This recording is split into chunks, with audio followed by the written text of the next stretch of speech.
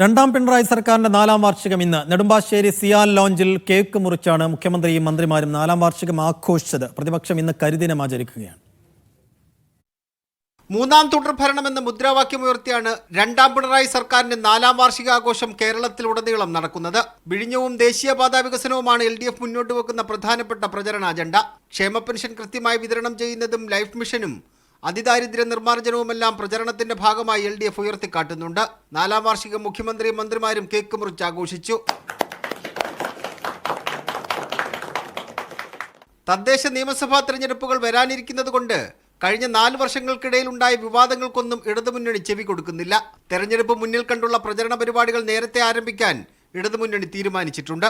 അതേസമയം സർക്കാരിന്റെ വാർഷിക ദിനമായ ഇന്ന് UDF കരിദിനം ആചരിക്കുകയാണ്. പ്രതിപക്ഷ നേതാവ് VD സതീശൻ അടക്കമുള്ളവർ പാലക്കാട് നടന്ന പ്രതിഷേധത്തിൽ പങ്കെടുത്തു. മുതലാളിത്ത മനോഭാവവും തീവ്ര വലതുപക്ഷ സ്വഭാവവുമാണ് ഈ ഗവൺമെന്റിന്റെ മുഖമുദ്ര. ഞാൻ വീണ്ടും ആവർത്തിക്കുന്നു, സർക്കാരില്ലായ്മയാണ് ഈ സർക്കാരിന്റെ മുഖമുദ്ര. സർക്കാരുണ്ടെന്നുള്ളൊരു ഫീലിംഗ് ജനങ്ങൾക്കില്ല.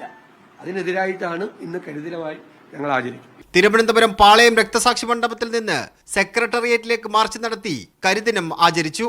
മീഡിയ 1 തിരുവനന്തപുരം.